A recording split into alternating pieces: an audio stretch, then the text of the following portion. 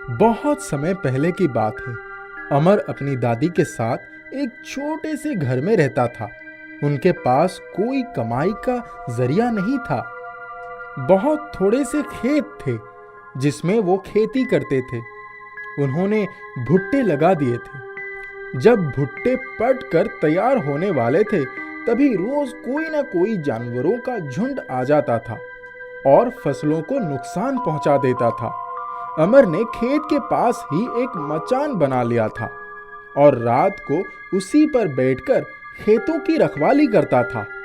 एक दिन सुबह सुबह जब वो घर जाने लगा तो एक बरगद के पेड़ के नीचे उसे कोटर में से थोड़ी रोशनी आती दिखाई पड़ी।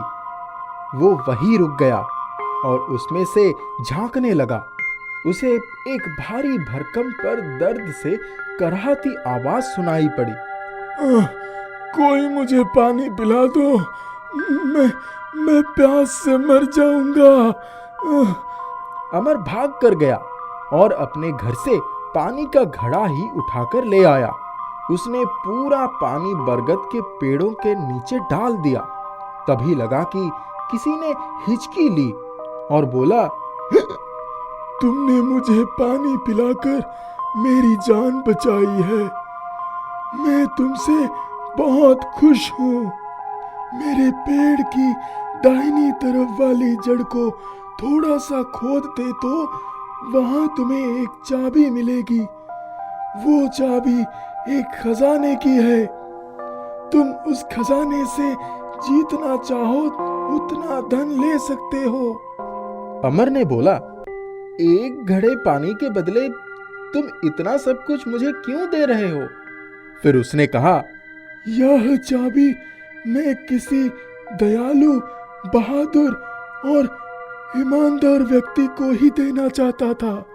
फिर अमर ने बोला, लेकिन वो खजाना है कहाँ? अभी यहाँ से एक खरगोश निकलेगा, वही तुम्हें रास्ता दिखाएगा। हाँ, तुम्हें जितना धन चाहिए ले लेना, फिर चाबी वहीं रख देना जहां से उठाए हो। अमर ने देखा कि उसी समय एक प्यारा सा सफेद खरगोश बरगद की जड़ों से निकला और उसकी आंखें बिल्कुल लाल थी। वो उसकी तरफ टुकुर टुकुर देखने लगा। अमर ने तुरंत पेड़ की दाहिनी तरफ वाली जड़ खोदी। वहां वाकई एक चाबी पड़ी थी। उसने खरगोश की तरफ देखा। तभी खरगोश उसके आगे आगे चल पड़ा। करीब 1 घंटे चलने के बाद वो खरगोश एक खंडहर के पास रुक गया और चुपचाप बाहर ही बैठ गया। अमर समझ गया कि लगता है इसी खंडहर में ही वो खजाना है। वो उसके भीतर चला गया। अंदर जाते ही सामने एक सुरंग थी। वो उसमें गया तो थोड़ा ही चलने पर उसे एक दरवाजे पर ताला दिखाई दिया। उसने जैसे ही ताले में चाबी लगाई, वो खुल गया। जब वो अंदर गया तो उसकी आंखें चौंधिया गई। वो पूरा कमरा तरह तरह के हीरे, मोती और सोने चांदी से भरा हुआ था। वो वहीं खड़े खड़े सोचने लगा कि मैं क्या उठाऊं। उसने कुछ सोने के सिक्के और कुछ हीरे उठाकर अपनी जेब में भर लिए, कुछ जूतों के नीचे रख लिए और वहां से निकल आया। वहां से बाहर निकलकर वो ताला बंद कर दिया। जब सुरंग के बाहर आया तो खरगोश वहीं बैठकर उसका इंतजार कर रहा था। खरगोश आगे आगे और वो उसके पीछे पीछे चलने लगा। धूप भी हो गई थी। वो थक भी गया था। सामने एक तालाब दिखाई पड़ा तो उसने सोचा, चलो हाथ मुंह धोकर पानी पी लूं। लेकिन वो जैसे ही तालाब की तरफ बढ़ा, खरगोश उसके सामने रास्ता रोककर खड़ा हो गया। अमर ने कहा, अरे भाई, पानी तो पीने दो। खरगोश तब भी नहीं हटा। तब उसे लगा कि शायद खरगोश मुझे तालाब से आने वाले किसी संकट से बचाना चाहता है। वो जैसे ही आगे बढ़ा, उसने देखा कि तालाब में एक विशालकाय अजगर बैठा है। अमर ने खरगोश को तुरंत हाथ में उठा लिया। हाथ लगाते ही वो खरगोश एक खूबसूरत राजकुमारी में बदल गया।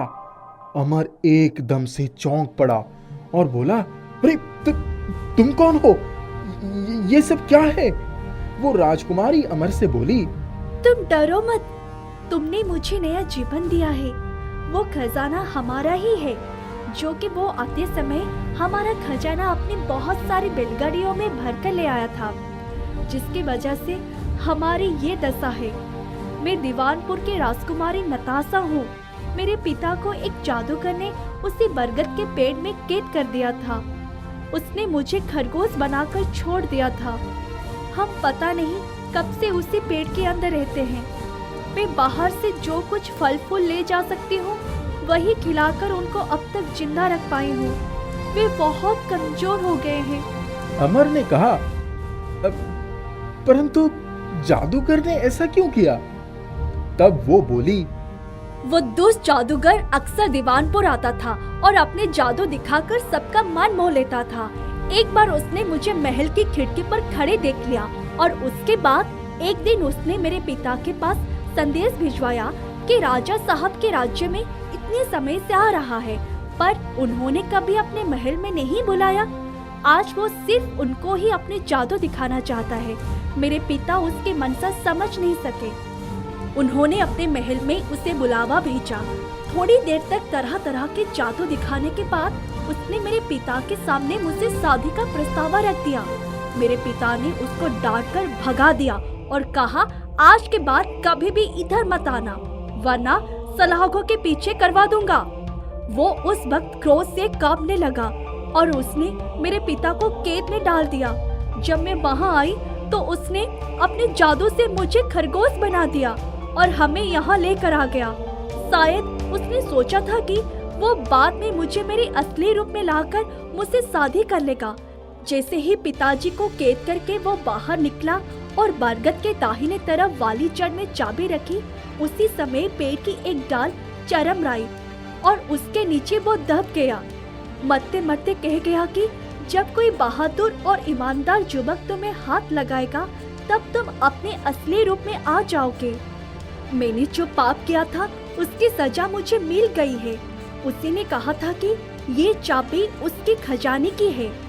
हम उसे कुछ बात कर पाते, उसके पहले ही उसने दम तोड़ दिया। हम कितने समय से यहाँ हैं याद नहीं है।